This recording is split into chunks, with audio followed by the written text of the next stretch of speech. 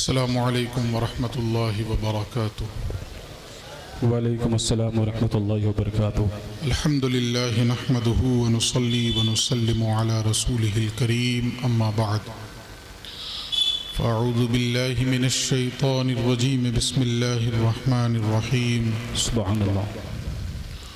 قل اللہم مالک الملک تؤتی الملک من تشاء سبحان اللہ۔ وتنزع الملک ممن تشاء سبحان اللہ۔ وتعز من تشاء وتذل من تشاء سبحان اللہ۔ بیدک الخیر انک علی کل شیء قدیر۔ سبحان اللہ۔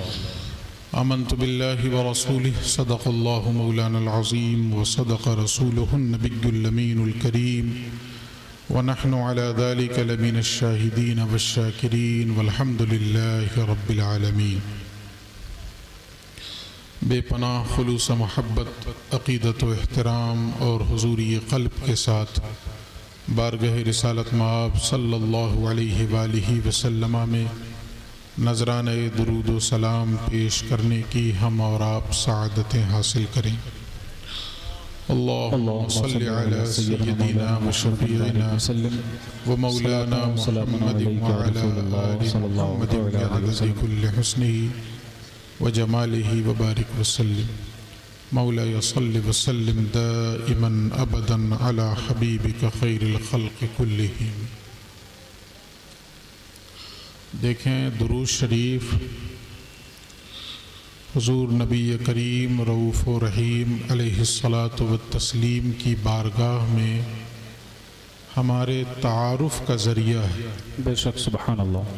ہمارا تعارف اسی سے ہوتا ہے اس بارگاہ میں۔ حدیث میں ہے کہ ایک فرشتے کی ڈیوٹی ہی یہی ہے کہ جب بھی کوئی امتی اپنے آقا کی بارگاہ میں درود کا نذرانہ پیش کرے تو وہ فرشتہ پڑھنے والے کے نام کے ساتھ اس درود کو مصطفیٰ کی بارگاہ میں پہنچائے۔ بے شک سبحان اللہ۔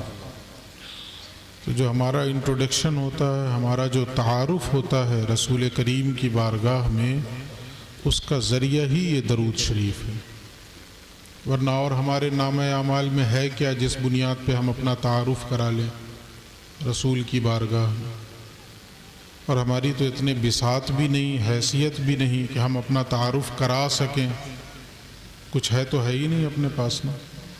تو کم سے کم درود پڑھا کریں محبت کے ساتھ تاکہ ہمارا تعارف ہو جائے اس بارگاہ میں۔ بے شک پڑھ لیں ایک مرتبہ اور اللہم صلی علی سیدنا و شفیعنا و مولانا محمد وعلی آل محمد بعدد کل حسنہ و جمالہ وبارک وسلم۔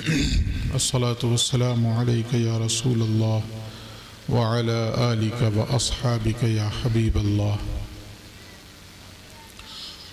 آج کی یہ محفل اپنے دامن میں کئی نسبتیں سمیٹے ہوئی ہے۔ دو نسبتیں تو اس کے نام ہی میں ہیں، ایک میلاد النبی صلی اللہ علیہ وسلم اور دوسرے اصلاح معاشرہ۔ یہ دو نسبتیں ہو گئی نا۔ اور مزید ایک نسبت یوں بھی ہے کہ جو مہینہ چل رہا ہے وہ رجب المرجب شریف کا مہینہ ہے، جس کے بارے میں ممتاز و محترم ثنا خوان رسول محب گرامی حضرت مولانا حافظ عبدالوکیل صاحب نے بھی آپ کو گوش گزار کیا ہے، اور یہ بھی پیشگی آپ کو بتا دیا ہے کہ اس حوالے سے جو ان کا مشہور زمانہ کلام ہے جس کو وہ پڑھتے ہیں وہ آپ کو سنائیں گے انشاءاللہ۔ یہ بھی بتا دوں ان کا کلام نہیں ہے، یہ بات اس لیے کہہ رہا ہوں کہ یہ خود جو ہے نا جن کا کلام رہتا ہے اسی کے نام سے پڑھتے ہیں۔ بے شک۔ جس نے لکھا ہے مقطع میں اسی کا ذکر کیا جاتا ہے، ورنہ عام طور پہ صورتحال یہ ہے کہ جو ایک مصرے کو درست نہیں کر سکتے ہیں وہ دوسروں کے کلام میں اپنا مقطع لگا دیتے ہیں۔ تو کل قیامت کے دن پوچھا جائے گا، اس کے بارے میں بھی سوال کیا جائے گا۔ یہ بھی اسی کیٹیگری میں آئے گا، لِمَ تَقُولُونَ مَا لَا تَفْعَلُونَ، یہ بھی اسی ضمن میں آئے گا۔ جو کرتے نہیں وہ کہتے کیوں ہو؟ اللہ نے کہا ہے نا لم تقولون ما لا تفعلون، جس کو نہیں کرتے تو کہتے کیوں ہو کہ ہم نے کیا ہے. کبر مقتا عند اللہ ان تقولوا ما لا تفعلون، اللہ کے نزدیک یہ انتہائی ناپسندیدہ ہے کہ کوئی انسان وہ بات کہے جس کو وہ خود نہیں کرتا. یہ بھی اسی کیٹیگری میں آ جائے گا کہ لوگ دوسروں سے لکھواتے ہیں اور اپنا مقطع بھڑا کے اس میں پڑھ دیتے ہیں. اور اگر صورتحال یہ ہوتی ہے کہ کبھی لائٹ صحیح نہ ہو یا چشمے پہ دھند آ جائے تو سمجھ ہی میں نہیں آتا کہ لکھا کیا ہے. جو خود شاعر ہوگا اس کو کیا دشواری ہے؟ وہ تو آپ بالکل بتی گل کر دیجئے پھر بھی وہ ملا لے گا، چونکہ اس کی فطرت میں شاعری. تو حافظ عبد الوکیل صاحب کی کئی خصوصیتیں ہیں. ایک تو یہ کہ نعت کو نعت کی طرح پڑھتے ہیں، جو نعت پڑھنے کا ادب ہونا چاہیے اس انداز میں پڑھتے ہیں. کن کی بارگاہ میں پیش کیا جا رہا ہے؟ نفس گم کردہ می آیت جنید و بایزید جا. یہ وہ بارگاہ ہے جہاں بایزید اور جنید جیسے لوگ جب آئے تو سانسیں روک لیں کہ کہیں سانسوں سے نکلنے والی آواز سے بے ادبی نہ ہو جائے. سبحان اللہ. لے سانس بھی آہستہ یہ دربار نبی ہے، کیا کہنا، خطرہ ہے بہت سخت یہاں بے ادبی کا. یہ وہ بارگاہ ہے کہ اونچی آواز ہوئی عمر کا سرمایہ گیا، اور نعت پڑھی جاتی ہے، اس میں ناچ رہے ہوتے ہیں، ہلڑ بازی کر رہے ہوتے ہیں. تو میرے دوست حافظ عبد الوکیل صاحب قبلہ نعت کو نعت کی طرح پڑھتے ہیں. کوئی یہ نہیں کہ کدھر سے کوئی داد مل رہی ہے کہ نہیں مل رہی، کچھ نہیں ہے. داد کا طالب یہ بندہ آزاد، جن کی بارگاہ میں پیش کر رہا ہوں وہ قبول فرما لیں، اس سے بڑی داد اور ہے کیا؟ بے شک. سبحان اللہ. واہ واہ. دنیا اور آخرت کا سرمایہ ہے. بے شک. لوگ داد دے بھی دیں اس سے کیا ہو جائے گا؟ اصل چیز یہ ہے کہ زندگی بھر ہم نے جن کا نام لیا، جن کی بارگاہ کی مدح سرائی کی، ایک مصرع ہی وہ قبول کر لیں تو بیڑا پار. بے شک. تو ایک خصوصیت یہ ہے. اور دوسری خصوصیت یہ ہے کہ کبھی انہوں نے ڈنڈی نہیں ماری، بتا دیا بھئی فلاں کا کلام ہے، بتا بھی دیتے ہیں، حالانکہ نہ بھی ذکر کریں، چپ چاپ پڑھ کے گزر جائیں کہ کیا پتا چلے لوگوں. لیکن میں غور کر رہا تھا، مقطع پڑھنے سے پہلے انہوں نے بتا دیا کہ حیات بنارسی کا کلام ہے. حیات بنارسی صاحب تھے نا، حیات بنارسی، یعنی واضح کر دیا اس چیز کو. یہ بڑی چیز ہے بھائی. بے شک. جس کے کھاتے میں جو کریڈٹ ہے اسی کو دیجیے، بے شک. اس کو اپنے کھاتے میں لینے کی کوشش نہ کریں. تو خیر میں بتا رہا تھا کہ انہوں نے پیشگی آپ کو بتا دیا ہے نا کہ جو مشہور زمانہ کلام جس کو یہ سناتے ہیں، اور ہم لوگ تو اشرفیہ کے زمانے سے سنتے آ رہے ہیں. اس زمانے سے سدرا سے بھی آگے کون گیا جبریل امی سے پوچھو، معراج کا دولہا کون بنا جبریل امی سے پوچھو. ہم لوگ اشرفیہ زمانے طالب علمی سے ہم لوگ ساتھ پڑھے ہیں اشرفیہ میں، تو اسی زمانے سے سنتے آ رہے ہیں. آج انشاءاللہ پھر سنائیں گے. اللہ رب العزت ان کی آواز میں مزید چاشنی پیدا فرمائے، آمین آمین. سوز دروں پیدا فرمائے، اور اللہ رب العزت حقیقت میں اس بارگاہ میں بحیثیت ثنا خواں انہیں مقبول بنا دے. آمین.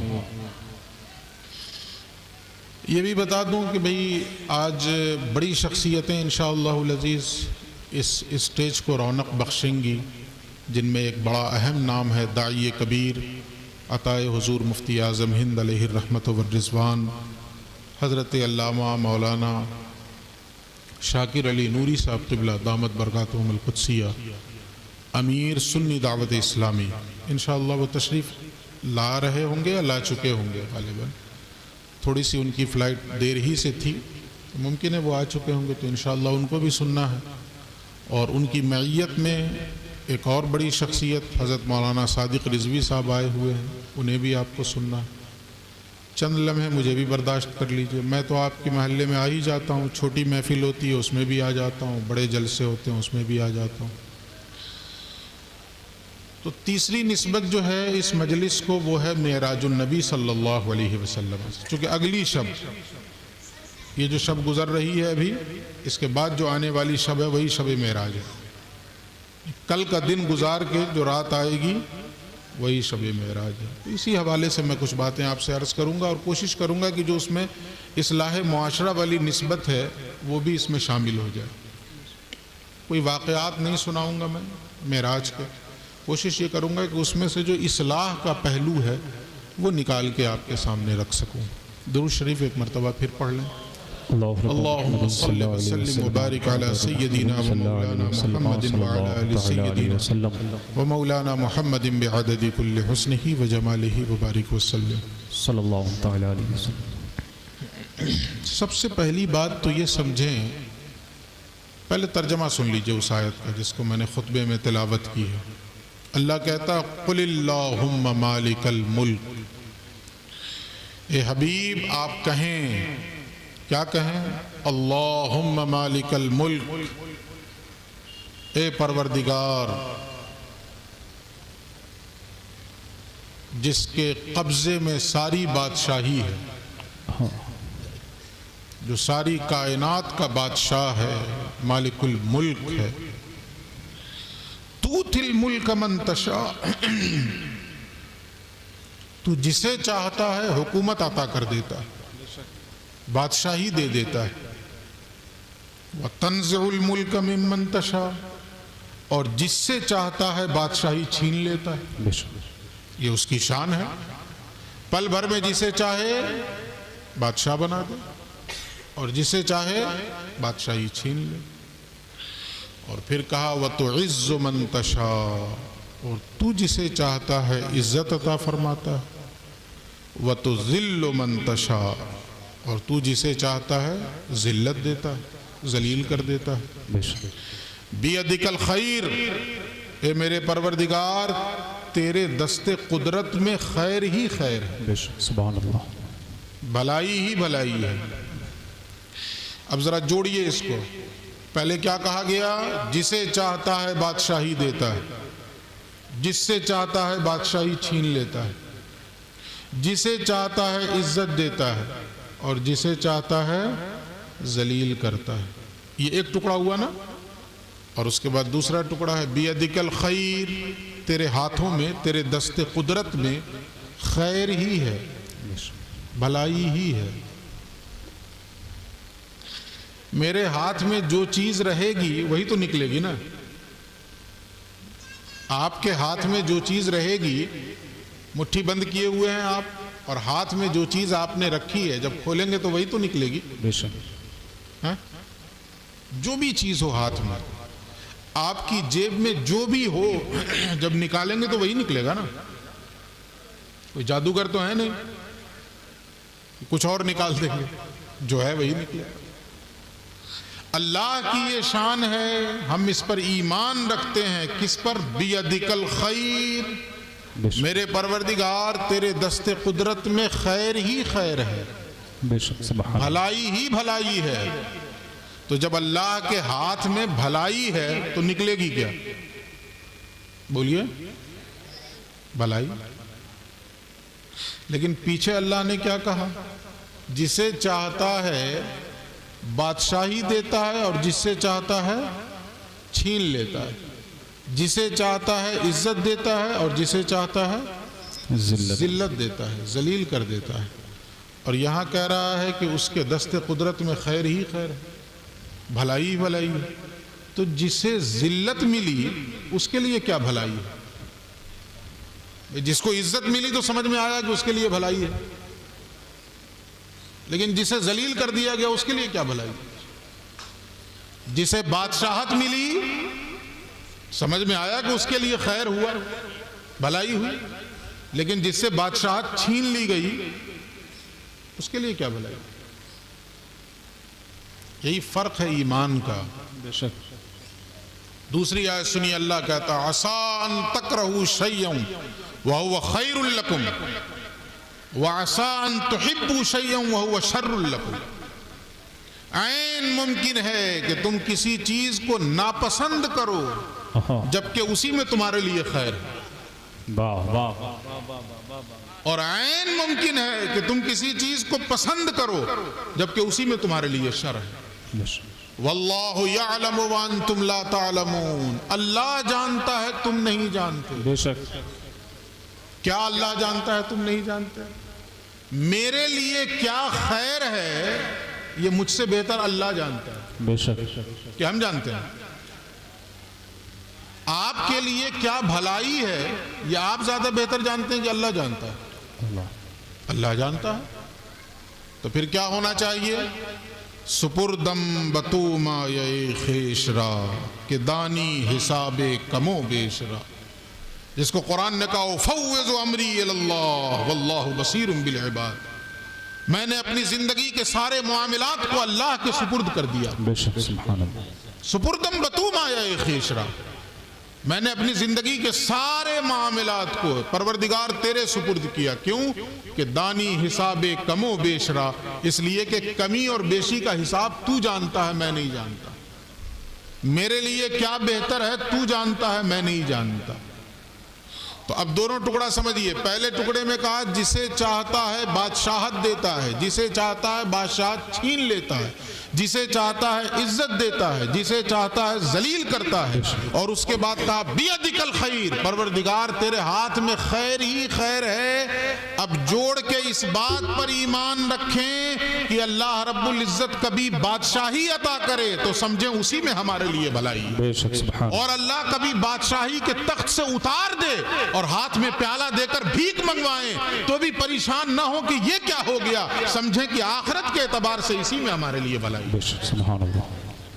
اللہ عزتوں کی مسند پہ بٹھائے تب بھی یہ ایمان رکھیں کہ اسی میں ہمارے لیے خیر ہے، اور اللہ ذلیل کر دے دنیا میں تب بھی اس بات پر ایمان رکھیں کہ اسی میں ہمارے لیے خیر ہے. بیدک الخیر، اس کے دست قدرت میں خیر ہی ہے نا، تو پھر نکلے گا کیا خیر؟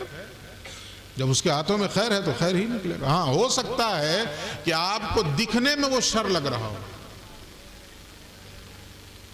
دکھنے میں وہ بھلائی نہیں لگ رہی، دکھنے میں آپ کو لگ رہا ہے کہ یہ برائی ہو رہی ہے میرے ساتھ. ایسا ہو سکتا ہے. جیسے مثال کے طور پہ ایک چھوٹے بچے کو ڈاکٹر انجیکشن لگاتا ہے، اس بچے کے لیے اس وقت یہ عمل کیسا ہوتا ہے؟ بھلائی یا برائی؟ بڑے کی بات نہیں کر رہا ہوں، بڑے تو سمجھتے ہیں کہ اس انجیکشن کا نتیجہ کیا ہوگا، وہ تو جان بوجھ کے لگواتے ہیں کہ چلو درد برداشت کریں گے کوئی بات نہیں لگاؤ. لیکن بچے لگوانا چاہتے ہیں؟ نہیں لگوانا چاہتے. کیوں؟ اس لیے کہ ان کی نظر میں یہ شر ہے، بچوں کی نظر میں یہ برائی ہے. تو کیا حقیقت میں وہ برائی ہے؟ جو ڈاکٹر انجیکشن لگا رہا ہے بچے کو تکلیف تو پہنچ رہی ہے، مگر بچے کے حق میں یہ شر ہے یا خیر ہے؟ بولیے. خیر ہے نا. سیدھی سمپل سی باتیں کر رہا ہوں میں آپ سے. تو بچے کی نظر میں اگرچہ وہ شر ہو لیکن حقیقت میں کیا ہے؟ خیر. ایک ماں، ڈاکٹر کو چھوڑ دیجئے آپ، ایک ماں کبھی ایسا ہوتا ہے کہ بچے کی ناک بند کر دیتی ہے، منہ ایسے پھاڑ دیتی ہے اور اس کے بعد دوا ڈال دیتی ہے. یہی سیم کام اگر کوئی دوسرا کرے تو وہ ماں برداشت کرے گی؟ یہی کام اس کی نظروں کے سامنے، اس ماں کی نظروں کے سامنے اس کے بچے کی ناک بند کر دیجئے، اس کا منہ یوں پھاڑ دیجئے، تو چپل مار دے گی، چپل چلا دے گی کہ نہیں؟ یہ کیا کر رہا ہے میرے بچے کے ساتھ؟ لیکن وہ خود کرتی ہے کہ نہیں یہ کام؟ ناک بند کر دیتی ہے، منہ پھاڑ دیتی ہے، اس میں دوا ڈال دیتی ہے، جب تک وہ نگل نہ لے ناک بند کیے رہتی ہے کہ واپس نہ پھینک دے. ہوتا ہے کہ نہیں ہوتا ہے ایسا؟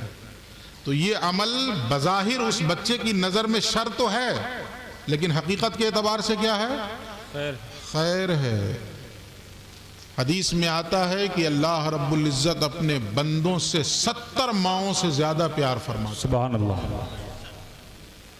ایک ماں اپنے بچے سے جس قدر پیار کرتی ہے اس کی کوئی وقعت نہیں، کوئی حیثیت نہیں اس مقابلے میں کہ اللہ اپنے بندے سے کتنا پیار کرتا ہے. تو حدیث میں آتا ہے کہ 70 ماؤں سے زیادہ پیار کرتا ہے. تو اس بات پر ایمان رکھیں کہ جو کچھ ہماری زندگی میں ہو رہا ہے ایک تو اللہ کی طرف سے ہو رہا ہے اور دوسرے جو کچھ ہو رہا ہے وہ خیر ہو رہا ہے، ہمارے بھلے کے لیے ہو رہا ہے. کسی کو 10 سال میں مار دیا گیا، موت دے دی گئی، کسی کو 25 سال میں، کسی کو 50 سال میں، کسی کو 100 سال میں.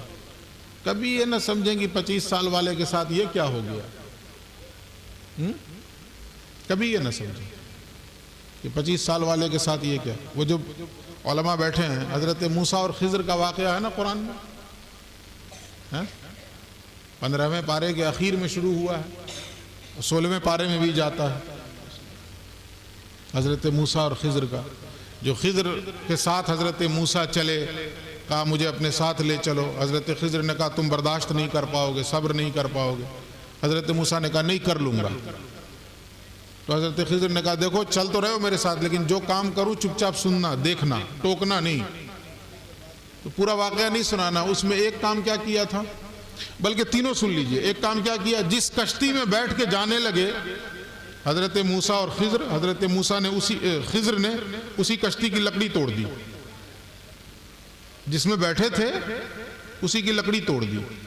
حضرت موسیٰ بول پڑے یہ کیا کیا آپ نے؟ جس میں بیٹھے تھے اسی کی لکڑی توڑ دی۔ اچھا دوسرا کام کیا کیا، ایک خوبصورت سا بچہ کھیلتا ہوا نظر آیا، خوبصورت بچہ کھیلتا ہوا نظر آیا، حضرت خضر گئے اور اس کی گردن مروڑ دی، وہ مر گیا۔ تو بظاہر دیکھا جائے تو یہ کام برا تھا نا۔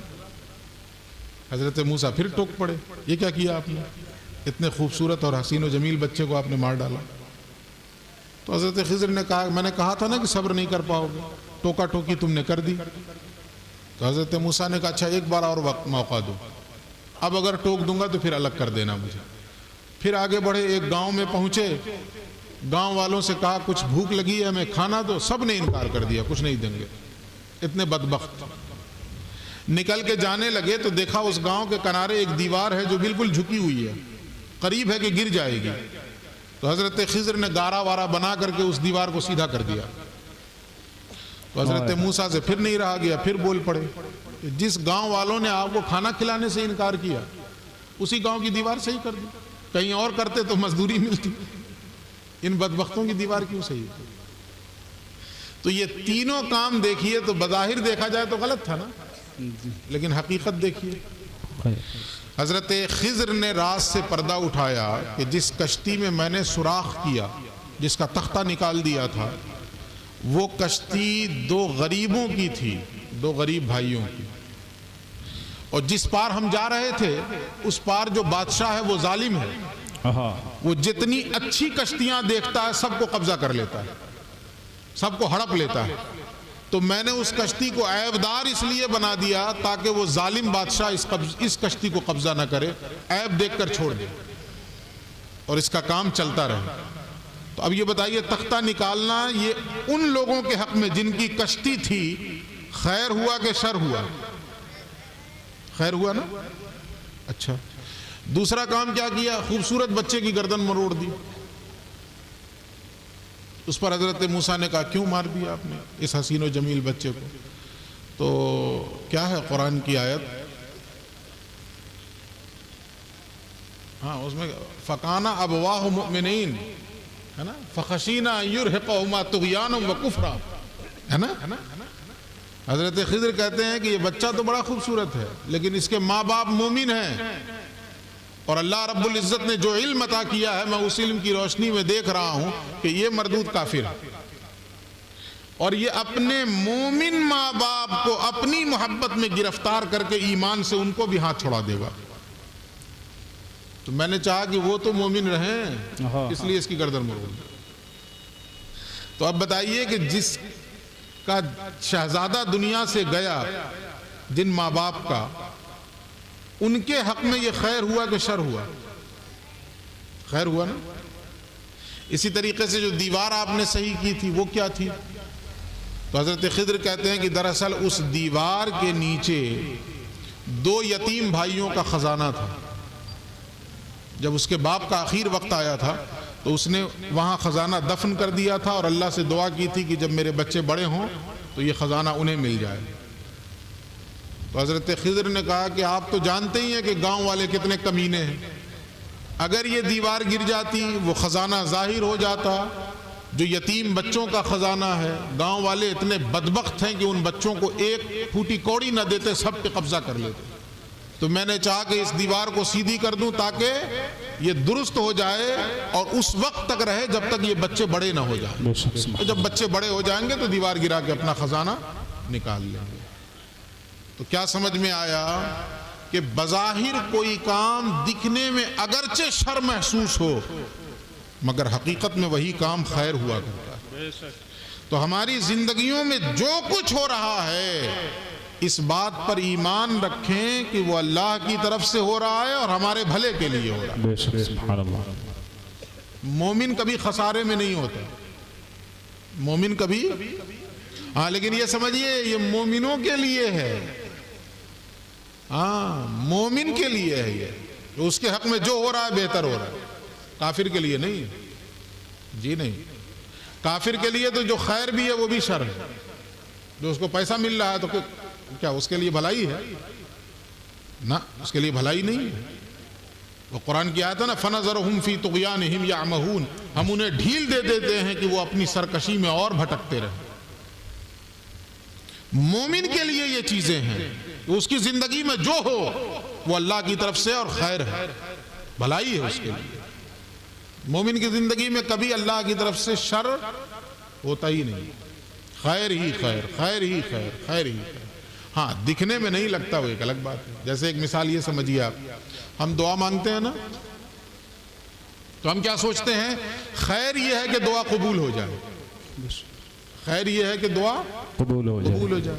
اور کبھی ایسا ہوتا ہے کہ نہیں ہوتی ہے، ہوتا ہے کہ نہیں؟ ہم سوچتے ہیں کہ پتہ نہیں کون سا گناہ کیے ہیں کہ دعا قبول نہیں ہو رہی، سوچتے ہیں نا، اس طرح کی باتیں ذہن میں چلتی ہیں کہ پتہ نہیں کیا بات ہے، اتنے دنوں سے اللہ سے مانگ رہے ہیں لیکن اللہ رب العزت ہماری دعائیں قبول نہیں فرما رہا۔ تو ایسا محسوس ہوتا ہے کہ ہماری زندگی کے لیے یہ برا ہو رہا، یہ ہوتا ہے نا محسوس۔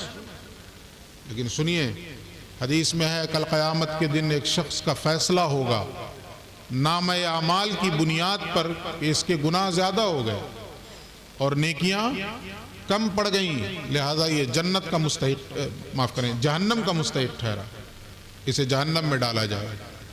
تو اللہ رب العزت فرشتوں سے کہے گا اب اس کی نیکیوں والے پلڑے میں اس دعا کو ڈال دو جو دنیا میں ہم نے اسے عطا نہیں کیا تھا،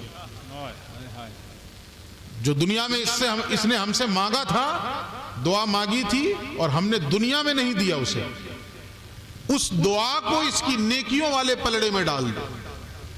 پیغمبر فرماتے ہیں جو ہی وہ دعا اس کی نیکیوں والے پلڑے میں ڈالی جائے گی، نیکیوں کا پلڑا بھاری پڑ جائے گا اور اس بنیاد پر فیصلہ کیا جائے گا کہ اب یہ جہنم نہیں جنت کا مستحق ہے۔ اور جب وہ بندہ اس منظر کو دیکھے گا تو چیخ اٹھے گا اور کہے گا کاش دنیا میں میری ایک دعا بھی قبول نہ ہوئی ہوتی، میں نے جتنی دعائیں کی تھی دنیا میں سب کا بدلہ مجھے اللہ یہی دیتا۔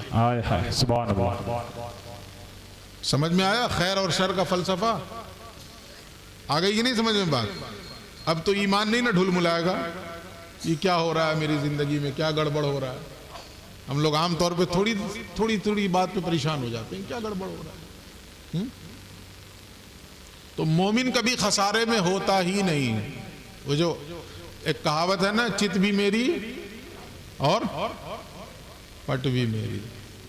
انگریزی کا ایک محاورہ ہے کہ ہیڈ آیا تو میں جیت گیا۔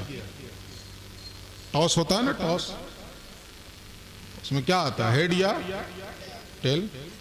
تو انگریزی کا ایک محاورہ، مجھے وہ لفظ تو یاد نہیں ہے لیکن بہت پہلے پڑھے تھے اشرف یحییٰ کے زمانے میں۔ اس کا مطلب ہے تھوڑا ساتھ دیجئے گا، میں اپنی طبیعت پہ جبر کر کے بول رہا ہوں، بولنے کی ہمت نہیں ہو پا رہی مجھے، اس لیے آپ ساتھ دیجئے گا مجھے۔ تو انگریزی کا محاورہ ہے کہ ہیڈ آیا تو میں جیتا اور ٹیل آیا تو تم ہارے۔ تو جیتا کون؟ دونوں صورتوں میں جیتا کون؟ میں ہیڈ آیا تو میں جیتا اور ٹیل آیا تو تم ہارے۔ تو دونوں صورتوں میں کون جیتا؟ میں ہی جیتا نا۔ یہی مومن کی شان ہوتی ہے، مومن کبھی خسارے میں نہیں۔ اور آسان لفظوں میں کہوں، جیت گیا تو باقی باللہ، مر گیا تو فانی فی اللہ۔ جنگ میں گیا اور جیت گیا تو باقی باللہ، اور آسان کہہ دوں جیت کے آ گیا تو غازی مجاہد، اور قتل کر دیا گیا تو شہید۔ تو خسارہ ہوا کہ فائدہ؟ دونوں صورتوں میں ایک جنگ کا موقع تھا، صحابہ جا رہے تھے اور ٹکراؤ تھا سپر پاور سے، روم سے۔ اس زمانے کا سپر پاور روم، جیسے آج کا امریکہ ہے نا، دادا بنا بیٹھا ہے۔ امریکہ بھی نہیں ہے، آج کا سپر پاور اسرائیل ہے۔ ہاں، سپر پاور کون ہے؟ اسرائیل۔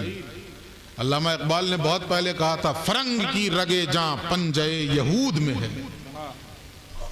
یہ فرنگی جتنے ہیں نا، جس کو ہم لوگ فرنگی بولتے ہیں، ان کی رگے جاں پنجے یہود میں ہے۔ یہودیوں نے ان پہ اپنے پنجے گاڑ دیے، وہ جیسے چاہے گا امریکہ ناچے گا۔ اسرائیل چھوٹا سا ملک۔ تو اس زمانے میں ٹکراؤ روم سے، صحابہ جا رہے ہیں،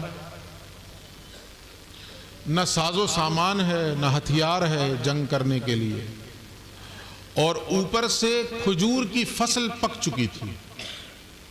کھجور کی فصل بالکل پک چکی تھی، اور آپ کو یہ علم میں رکھنا چاہیے کہ اس زمانے کی پوری معیشت کا دار و مدار اسی فصل پہ تھا۔ صحابہ کرام کا عالم یہ تھا کہ کھجور تیار ہوتی تھی، وہ کھجور اتارتے تھے، اسے بھی استعمال کرتے تھے اپنی زندگی میں، اور اسی کھجور کو فروخت کر کے دوسری چیزیں حاصل کرتے تھے۔ اسی کھجور کو، جیسے کسان کیا کرتا ہے بھئی، گیہوں اگر اس نے اس کو اگایا ہے، اپج کیا ہے، تو اسی گیہوں کو کھاتا بھی ہے اور اسی گیہوں کو فروخت کر کے دوسری چیزیں خریدتا ہے۔ ہوتا ہے کہ نہیں ایسا؟ تو کسان کا تو سارا دار و مدار اسی پہ رہتا ہے۔ اگر فصل تباہ ہو گئی تو اس کی زندگی سڑک پہ آ جائے گی۔ سو کھجور کی فصل بھی پک چکی تھی، اتارنا بھی ضروری ہے۔ اگر چھوڑ دیا جائے تو آپ تو جانتے ہیں نا کہ جو اس طرح کے پھل ہوتے ہیں، اگر زیادہ دنوں تک درخت پہ چھوڑ دیا جائے تو برباد ہو جاتے ہیں۔ آم تو آپ دیکھتے ہی ہوں گے، اگر آم زیادہ دنوں تک چھوڑ دیا جائے تو قابل استعمال رہے گا؟ خراب ہو جائے گا، برباد ہو جائے گا۔ ایک خاص وقت میں اسے اتار لیا جاتا ہے اور خاص پروسیس کے ساتھ پھر اس کو استعمال کیا جاتا ہے۔ سو کھجور کی فصل بھی پک چکی تھی، اور ایسے موقع پہ جا رہے تھے تو جو نکڑ پہ، چائے خانوں پہ جو منافق قسم کے لوگ بیٹھے تھے، مشرکین اور کفار بیٹھے تھے، انہوں نے صحابہ کو تانا مارا اور ذہن خراب کرنے کی کوشش کی کہ کہاں جا رہے ہو؟ ایک تو سپر پاور سے ٹکراؤ ہے، سب کے سب مارے جاؤ، اور اگر بچ کے بھی آ گئے تو کھجور کی فصل تباہ ہو جائے گی، تو پھر کھاؤ گے کیا؟ اس پر آیت نازل ہوئی ہے، غور سے سنیے اسی بات کو سمجھانے کے لیے۔ اس پر آیت نازل ہوئی کیا؟ قُلْ هَلْ تَرَبَّصُونَ بِنَا إِلَّا إِحْدَى الْحُسْنَيَيْنِ۔ علماء کی خصوصی توجہ۔ قُلْ هَلْ تَرَبَّصُونَ بِنَا إِلَّا إِحْدَى الْحُسْنَيَيْنِ۔ اے نبی، آپ فرمائیے ان بدبختوں سے کہ تم ہمارے بارے میں جو کچھ گمان کر رہے ہو وہ دو حسین چیزوں میں سے ایک ہے۔ کیا ہے؟ دو حسین چیزوں میں سے ایک ہے۔ تم یہ کہہ رہے ہو نا کہ یا تو یہ ہوگا یا تو یہ ہوگا، یہی تو کہہ رہے تھے نا وہ، اور قرآن کہہ رہا ہے یہ دونوں حسین ہیں، یہ ہو یا یہ ہو، دونوں میں فائدہ صحابہ ہی کا ہے، بے شک دونوں میں فائدہ ایمان والوں ہی کا ہے۔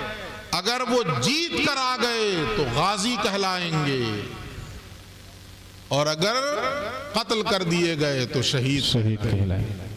تو بہر دو صورت فائدہ کن کا ہوا؟ اہل ایمان کا اور صحابہ کا۔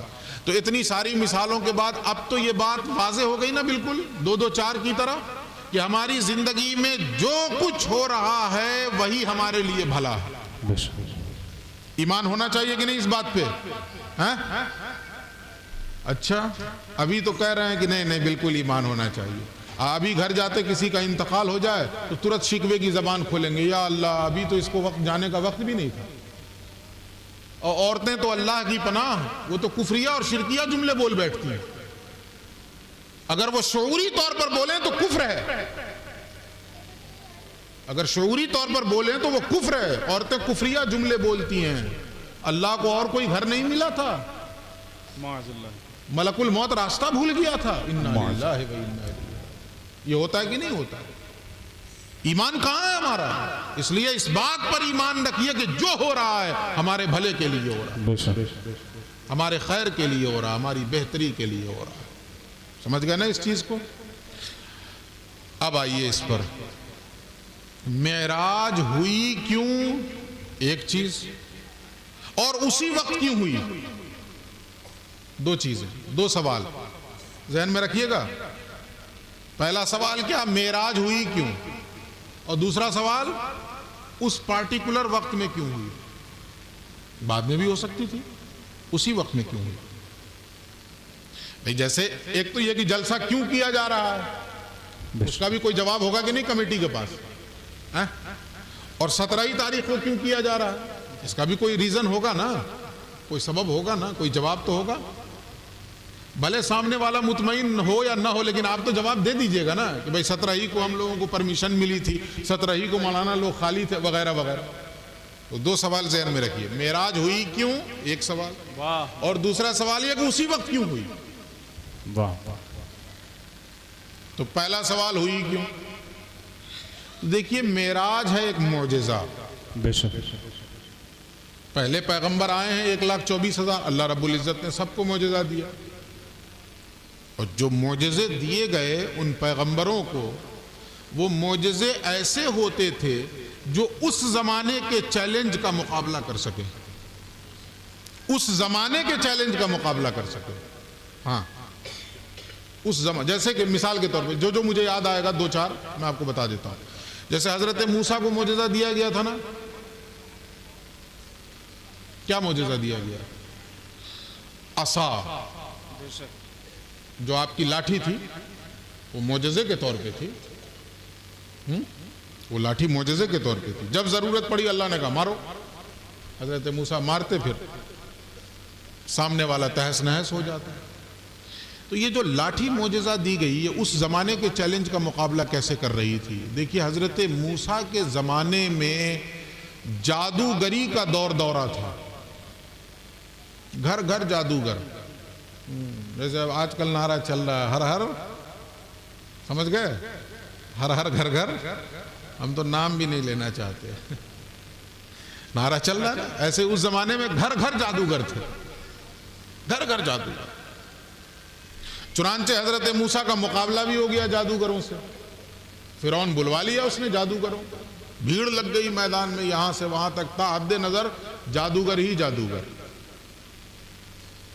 حضرت موسیٰ کو اللہ رب العزت نے جو عصا عطا کیا تھا، جو اس زمانے کے چیلنج کا ایسا مقابلہ کر رہا ہے کہ حضرت موسیٰ اللہ کے حکم سے جو ہی اس لاٹھی کو زمین پہ مارتے ہیں تو جادوگروں کی صرف ہوا ہی نہیں نکلتی ہے، وہ سب کے سب حضرت موسیٰ کے قدموں پہ رہتے ہیں اور سب کے سب ایمان بھی لے آتے ہیں.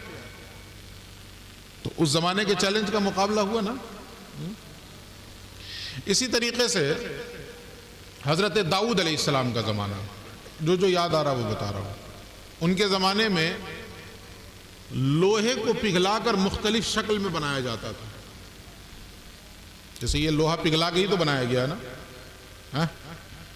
یہ جو میں گھڑی پہنے ہوا ہوں اس کو پگھلایا گیا ہوگا نا پہلے، پھر یہ بنایا گیا. آپ کے استعمال میں نہ جانے سینکڑوں چیزیں ایسی ہوں گی جو اس کو پگھلا کر کے لوہے کو بنایا گیا. تو آج کے زمانے میں لوہا پگھلا کے بنا دیں، کون سی حیرت کی بات ہے؟ دنیا بھر کی مشینیں ایجاد ہو گئی ہیں، لیکن اس زمانے میں حیرت کی بات تھی کہ نہیں کہ لوہا پگھلا کر مختلف شکلوں میں ڈالا جائے. تو جن لوگوں نے یہ فن سیکھ لیا، لوہا پگھلا کر مختلف شکلوں میں ڈھال دیا کرتے تھے، ان کو اس پر بڑا ناز تھا اور بڑا غرور تھا اور بڑا گھمنڈ تھا. اور حضرت داؤد پہ وہ ایمان نہیں لا رہے تھے. حضرت داؤد کہتے تھے میں اللہ کا نبی ہوں، لیکن ان کو اسی پر ناز تھا، اسی پر گھمنڈ تھا کہ جو فن ہمارے پاس ہے وہ آپ کے پاس ہے. تو اللہ رب العزت نے حضرت داؤد کو جو معجزہ عطا فرمایا وہ کیا تھا؟ وَأَلَنَّا لَهُ الْحَدِيدِ. حضرت داؤد کسی لوہے کو یوں پکڑ لیتے تو لوہا خود ہی نرم پڑ جاتا. سبحان اللہ، سبحان اللہ. صرف پکڑ لیتے حضرت داؤد تو وہ لوہا اتنا نرم ہو جاتا کہ جیسے آپ کے ہاتھ میں پلاسٹک ہو، وہ بھی پگھلی ہوئی ہو، جیسے چاہیں گھمائیں پھرائیں، حضرت داؤد جس لوہے پہ ہاتھ رکھ دیتے وہ لوہا اس طرح ملائم ہو جاتا کہ جس شکل میں چاہیں اس کو ڈھال دیا کرتے. سبحان اللہ، سبحان اللہ. ان کے چیلنج کا مقابلہ ہو گیا کہ نہیں ہو گیا؟ چلیے ایک آخری مثال اور لے لیجئے. حضرت عیسیٰ کے زمانے میں طب، فن طب سمجھتے ہیں، جس سے طبیب ہوا، طب سے طبیب ڈاکٹر کو بھی کہتے ہیں۔ BUMS کا فل فارم جانتے ہیں؟ ایک تو MBBS ہوتا ہے اور ایک کیا ہوتا ہے؟ BUMS۔ وہ کیا ہے BUMS؟ کیا ہے؟ بیچلر آف یونانی میڈیسین، طب یونانی۔ یہ الگ بات ہے کہ اب BUMS لوگ کرتے ہیں مگر دوا انگریزی لکھتے ہیں، یہ ایک الگ چیز ہے۔ لیکن BUMS حقیقت میں یونانی طب پڑھائی جاتی ہے، طب یونانی کی دوائیں اس کو لکھنا چاہیے، مگر اب BUMS کا ڈاکٹر ہے، کالپول لکھ رہا ہے، پیراسیٹامول لکھ رہا ہے، وہ کہاں جوشاندہ لکھے گا؟ یہ جا کے جوشاندہ پگھلا کے پیو، کھولا کر کے پیو، سردی ٹھیک ہو جائے گی، بخار صحیح ہو جائے گا۔ حضرت عیسیٰ کے زمانے میں اس فن کو عروج حاصل ہو گیا، اور اتنا عروج حاصل ہوا کہ سوائے 3 چیز کے ان کا یہ دعویٰ تھا کہ ہم نے ہر بیماری کا علاج نکال لیا۔ سوائے 3 چیز کے ان کو اس بات کا زوم تھا، گھمنڈ تھا اور دعویٰ تھا کہ ہم نے ہر بیماری کا علاج نکال لیا۔ وہ 3 چیزیں کیا تھیں؟ جو پیدائشی اندھا ہوتا اس کو ٹھیک کرنے کا ان کے پاس علاج نہیں تھا، اور جو برس کا مریض ہوتا، کوڑ کا مریض یا سفید داغ کا مریض، اس کو ٹھیک کرنے کا ان کے پاس علاج نہیں تھا۔ اسی طریقے سے موت کا ان کے پاس علاج نہیں تھا۔ یہ 3 چیزوں کا ان کے پاس علاج نہیں تھا، باقی ان کا دعویٰ کیا تھا کہ میں ہر چیز ہمارے کنٹرول میں، جیسا بھی بیمار ہوگا ہم اسے ٹھیک کر دیں گے، یہ انہیں دعویٰ تھا۔ اور حضرت عیسیٰ کو حقیر سمجھ رہے تھے۔ اللہ رب العزت نے حضرت عیسیٰ کو جو معجزہ عطا فرمایا، ان کے دعوے کو خاک میں ملا دیا اس معجزے نے۔ وہ معجزہ کیا تھا؟ قرآن کی آیت سنیے، وَأُبْرِئُ الْأَكْمَحَ وَالْأَبْرَصَ وَأُحْيِي الْمَوْتَى بِإِذْنِ اللَّهِ۔ میں اللہ کے حکم سے مردہ بھی زندہ کر دیتا ہوں، اللہ کے حکم سے مادرزاد اندھے کو آنکھ بھی دے دیتا ہوں، اور اللہ کے حکم سے کوڑھی کو بھی شفا عطا کر دیتا ہوں۔ سبحان اللہ، سبحان اللہ۔ جن 3 چیزوں کا ان کے پاس علاج نہیں تھا، اللہ نے حضرت عیسیٰ کو وہی 3 چیزیں معجزے کے طور پہ عطا فرما دی۔ اب آئیے ہمارے نبی، تو ان کو بھی معجزہ ملا نا۔ تو دیکھیے ایک چیز تو سب سے پہلے یہ سمجھ لیجئے کہ بقیہ جتنے انبیاء کرام ہیں، 1,24,000 کم و بیش انبیاء کرام آئے نا دنیا میں، سب ایک مخصوص زمانے کے لیے آئے، سمجھ رہے ہیں نا؟ سب ایک مخصوص زمانے کے لیے آئے، لیکن ہمارے نبی کی یہ شان ہے کہ ایک مخصوص زمانے کے لیے ہی نہیں آئے ہیں، صبح قیامت تک کے لیے آئے ہیں۔ بے شک، سبحان اللہ۔ اب صبح قیامت تک انہی کی نبوت چلے گی نا۔ دیکھیے پہلے کے جو کلمے تھے، لا الہ الا اللہ، آدم صفی اللہ، آج اس کلمے کو پڑھ کے کوئی صاحب ایمان ہو جائے گا؟ نہیں ہوگا۔ اسی طریقے سے لا الہ الا اللہ، موسیٰ کلیم اللہ، ٹھیک ہے، اس زمانے کا یہی کلمہ تھا، اس زمانے کا یہ کلمہ تھا، لا الہ الا اللہ ابراہیم خلیل اللہ، لا الہ الا اللہ عیسیٰ روح اللہ، وغیرہ وغیرہ۔ تو ایک مخصوص زمانے ہی کے لیے تو تھا نا۔ لیکن اب جو کلمہ ہے لا الہ الا اللہ محمد الرسول اللہ، یہ حضور کی پیدائش سے شروع ہوا ہے اور صبح قیامت تک رہے گا۔ بے شک، سبحان اللہ۔ پتہ کیا چلا؟ حضور کی نبوت اب صبح قیامت تک ہے، سلسلہ نبوت ختم ہو گیا نا، حضور خاتم النبیین قرار پائے، اب کوئی نبی نہیں آئے گا، انہی کی نبوت چلتی رہے گی، صبح قیامت تک انہی کی نبوت چلتی رہے گی۔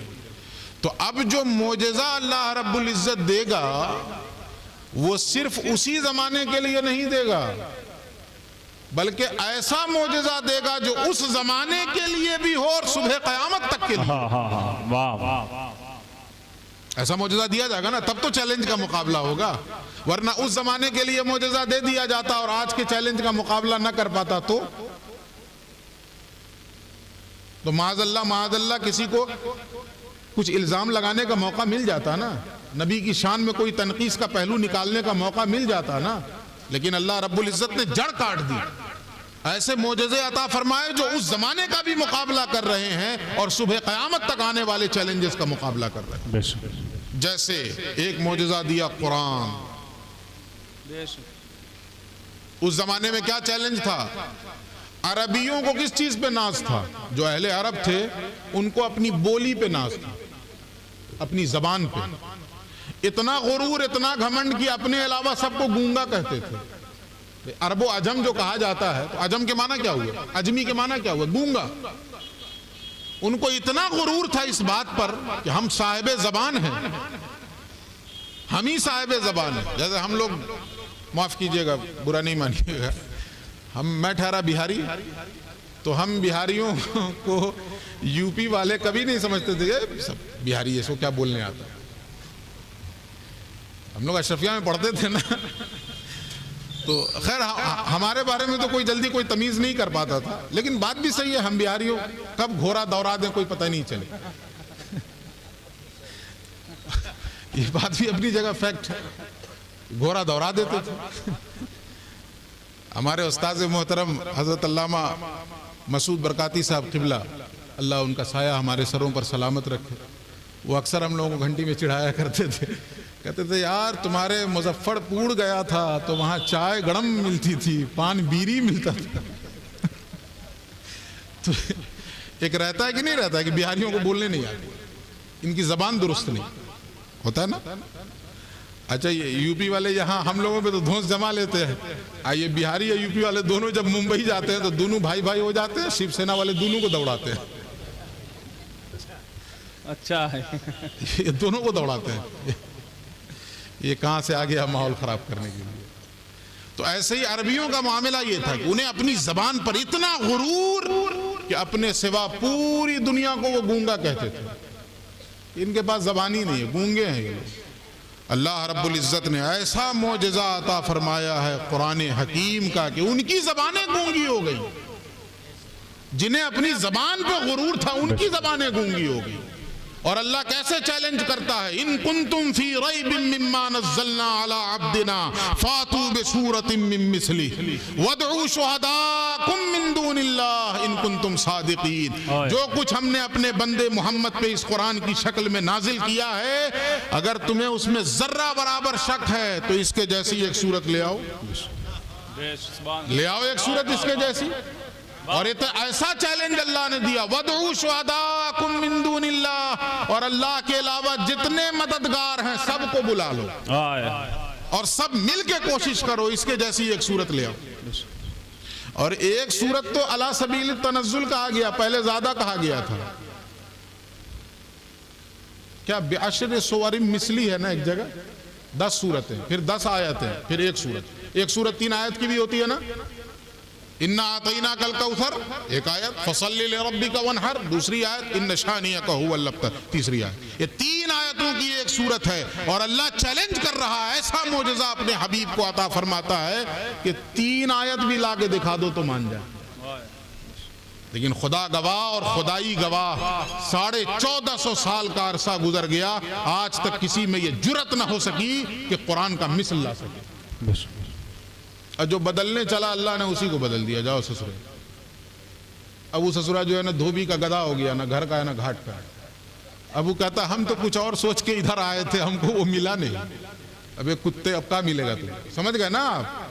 ہاں بھائی ہو گیا، نام نہیں لینا چاہیے ایسے لوگوں کا. جلسہ ہمارا پاکوں کا جلسہ ہے تو ملعونوں کا نام کیا لیا جائے، صرف اشاروں میں کہہ کے گزر جا رہا ہوں. اللہ نے یہ چیلنج دیا نا، قرآن ایک چیلنج. اس زمانے کے چیلنج کا مقابلہ ہو گیا، سب گونگے ہو گئے. ایک واقعہ سنا دوں آپ کو. ایک شاعر تھے، نام بھول رہا ہوں ان کا، جو سبا معلقہ کے شاعر تھے زمانے جاہلیت میں. یہ سبا معلقہ کیا ہے اس کو سمجھ لیجیے. سمجھ میں آ رہا ہے کہ نہیں؟ ہاں بور تو نہیں ہو رہے؟ اچھا. سبا معلقہ کیا تھا؟ زمانے جاہلیت میں یہ ہوتا تھا، عرب میں مکے کے اندر گھر گھر شاعر ہوتے تھے، شاعری کا مقابلہ ہوتا تھا. تو سال میں کسی ایک شاعر کا کلام ٹاپ کرتا تھا تو اس کے کلام کو کعبے کی دیوار پہ لٹکا دیا جاتا تھا. اور یہ ایک طرح کا نوٹیفیکیشن تھا، ایک طرح کا اعلان تھا کہ یہ شاعر ٹاپ کر گیا، اور اس کا کلام دیوار پہ یوں لٹکا رہتا. اس طرح 7 شاعر گزرے ہیں. سبع معلقہ، سبع کے معنی 7 اور معلقہ کے معنی لٹکے ہوئے. تو 7 شاعروں کا کلام کعبے کی دیوار پہ لٹکایا گیا. تو ایک شاعر تھے سبا معلقہ کے، سوچ لیجئے، جن کا کلام ٹاپ کیا ہے، اب وہ ایمان لے آئے رسول اللہ. ایمان لے آئے تو شاعری چھوڑ دی، پھر قلم رکھ دیا، قلم توڑ دیا. اب کیا شاعری کی جائے؟ ایک دن حضرت عمر کی ملاقات ہو گئی ان سے. کوئی کسی کو نام یاد ہو تو مجھے بتا دیں گے. ایک دن حضرت عمر کی ملاقات ہو گئی تو حضرت عمر ان سے پوچھتے ہیں اب آپ شاعری نہیں کرتے؟ آپ تو زمانہ جاہلیت کے بڑے شعراء میں تھے جن کے کلام کو یہ اعزاز حاصل ہے کہ ان کا کلام کعبے کی دیوار پہ لٹکایا گیا ہے اور 1 سال وہ ٹاپ کر گیا ہے، پھر بھی آپ شاعری نہیں کرتے؟ ان کا جواب سنیے کیا دیتے، صرف ایک ٹکڑا. جب حضرت عمر نے پوچھا اب آپ شاعری نہیں کرتے تو وہ کہتے ہیں ابعد القرآن، کیا قرآن کے اتر جانے کے بعد بھی کسی میں ہمت ہے کہ وہ اپنی طرف سے کچھ کہہ سکے؟ اب میری زبان میں وہ قوت کہاں، وہ طاقت کہاں؟ قرآن کے اتر جانے کے بعد تو محسوس یہ ہوتا ہے کہ ہم گونگے ہو گئے، ہمارے کلام کی کوئی حیثیت ہی نہیں، کوئی وقعت ہی نہیں. تو یہ تھا معجزہ جو اس زمانے کے بھی چیلنج کا مقابلہ کر رہا اور صبح قیامت تک کرتا رہا.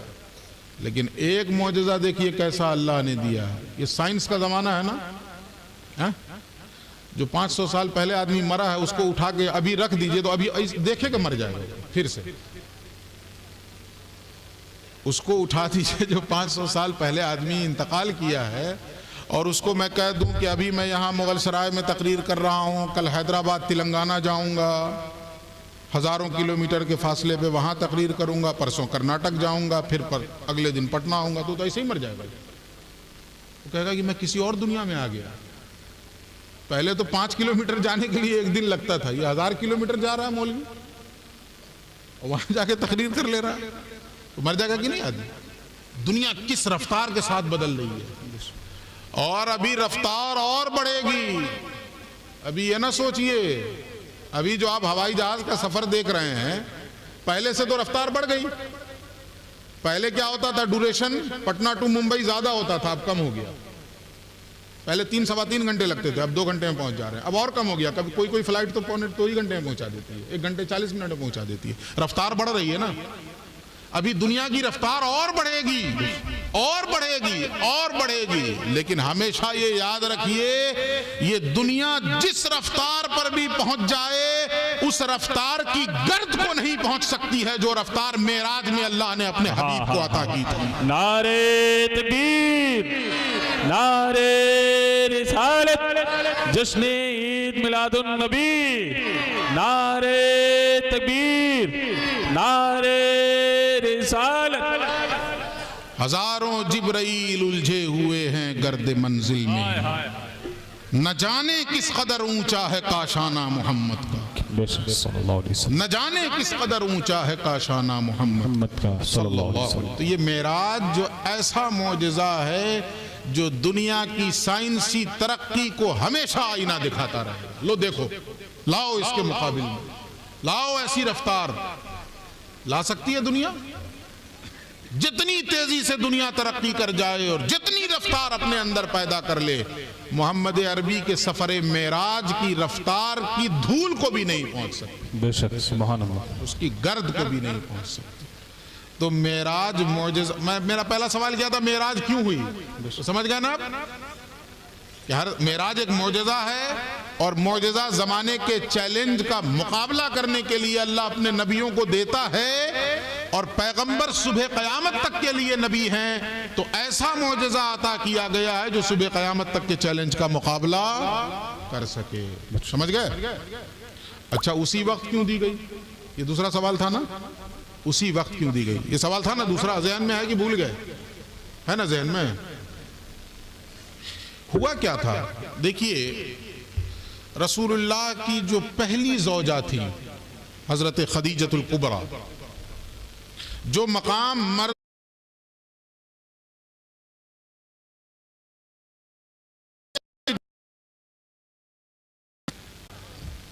جب زمانہ آپ کو ستا رہا ہے، جب زمانہ آپ کو توڑنے کی کوشش کر رہا ہے، گرانے کی کوشش کر رہا ہے، ایسے عالم میں جبریل کو 50,000 فرشتوں کی جماعت لے کر اللہ بھیجتا ہے کہ جاؤ، ان مشرکوں ان کفاروں نے میرے محبوب کو گرانے کی کوشش کی ہے، اب میں اپنے محبوب کو وہ بلندی عطا کروں گا، وہ اونچائی عطا کروں گا کہ صبح قیامت تک اس بلندی کو کوئی دیکھنا چاہے تو اس کے سر کی ٹوپیاں گر جائے مگر محمد کی بلندی کا اندازہ نہیں لگا سکتا۔ سبحان اللہ، سبحان اللہ۔